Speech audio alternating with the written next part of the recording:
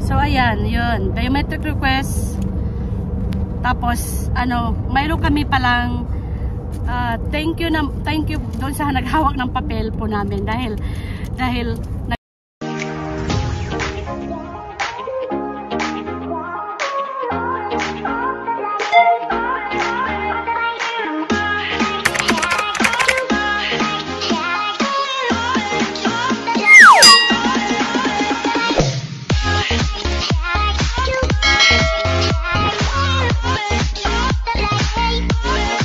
A few moments later.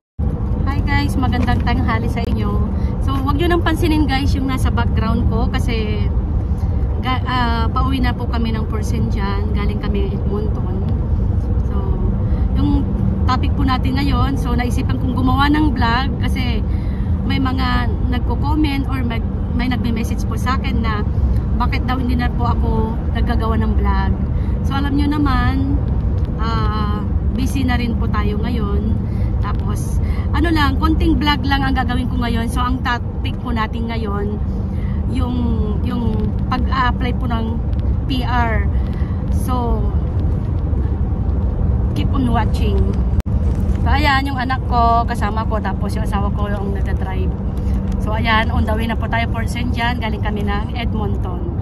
So yung mga nagtatanong kung nag-apply na daw po kami ng PR, tapos yung timeline. So hindi pa ako masikretong tao guys. So alam nyo naman guys, very open po ako sa lahat.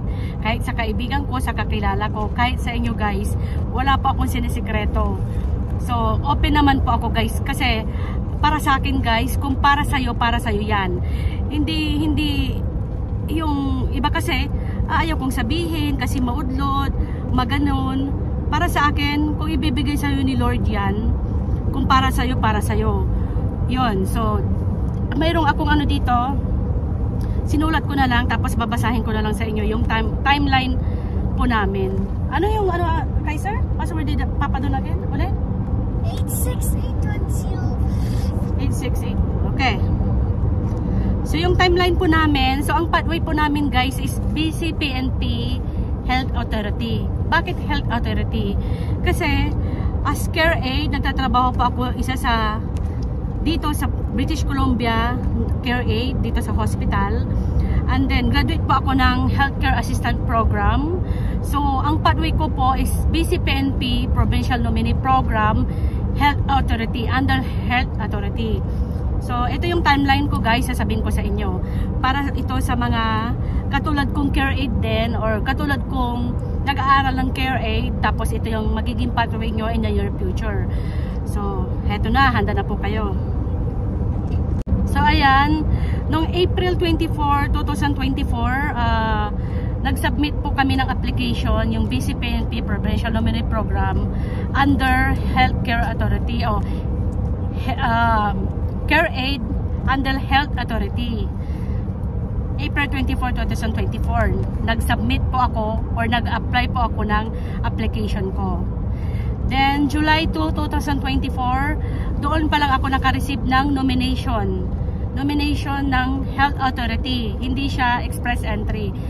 BC-PNP Health Authority, yun, July 2. So parang 2 months and how many days bago ako nag-submit ng ng application ko. Tapos July 2, na-receive ko po yung nomination.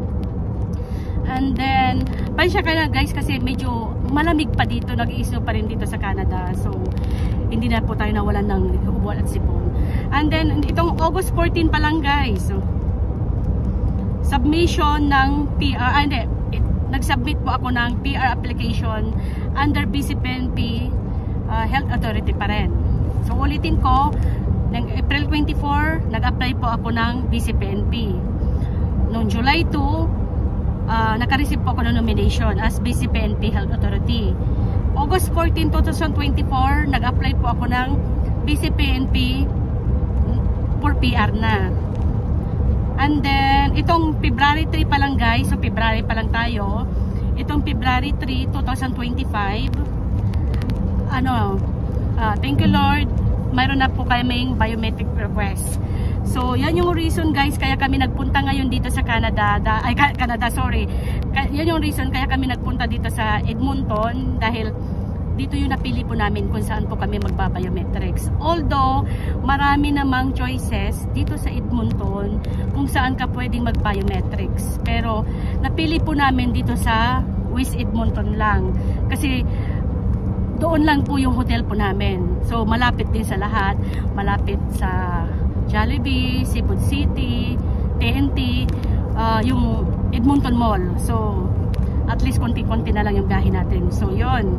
So biometrics kami ng February 14. So naka-receive po kami ng biometric request nung February 3. Then itong February 14, nakakuha po kami ng slot. Kami agad. Nag-appointment po kami agad. So ayan, yun. Biometric request. Tapos mayroon kami palang thank you doon sa naghawak ng papel po namin dahil nag-biometrics na kaming dalawang mag-asawa. Tapos mayroon kaming follow up documents. So mayroon pa silang hinahanap sa amin o kailangan naming i-update or yung mayroon pa kaming documents na kulang. So ang kulang po namin kasi nung last na nag-apply po ako ng BCPNP na for PR, ang nilagay ko kasi, ang in-upload ko kasi yung police clearance na expire na po.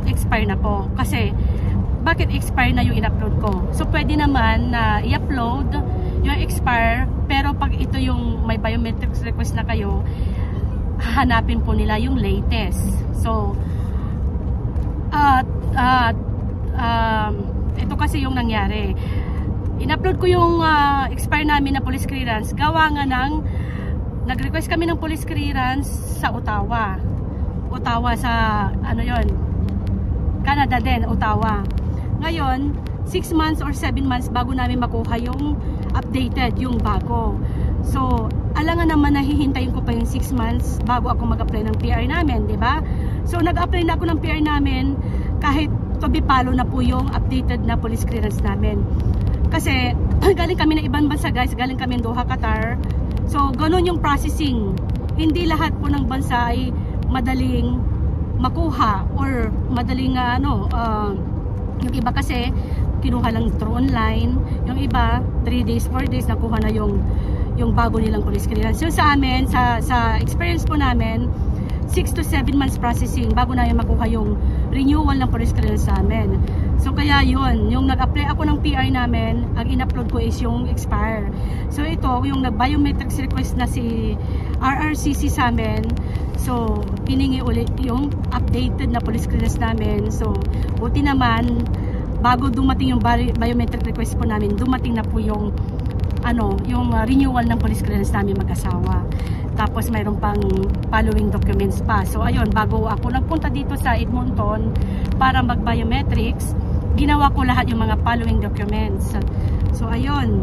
So ngayon, hindi ko sure or hindi ako aware or hindi ko sure kung after biometrics ba, how many months or ilang buwan na naman ulit ang hihintayin namin kung ano yung susunod.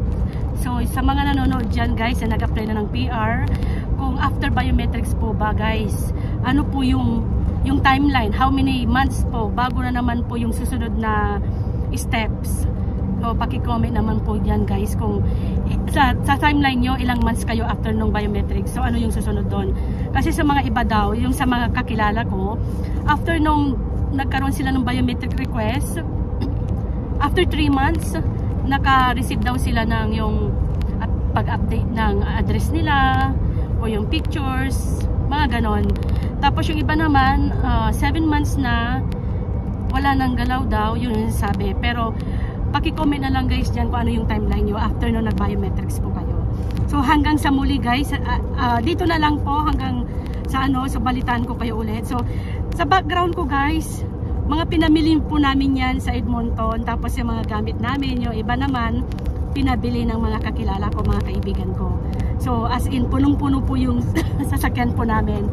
Malaki siya sa loob pero ngayon punong-puno. So, wag nyo na yan pansinin yung background ko guys. So, hanggang sa muli, maraming salamat po ulit sa mga nanood. Tsaka kung bago pa lang kayo sa channel ko guys, wag nyo naman kalimutang mag-subscribe. At pakishare na rin po yung mga video po natin na ginagawa po natin. Lalo-lalo na po yung mga aspirant o inspiring international student. So, ayan yung anak ko si Kaiser. Si hello to my vlog. Hola. Hola. Thank you Reach, guys sa mga nanood. make sure to reach 4K subscribers. Yeah, mag-subscribe naman daw kayo guys. Or Sabi else niya. I come to your house. Or else come to your house. Okay, bye.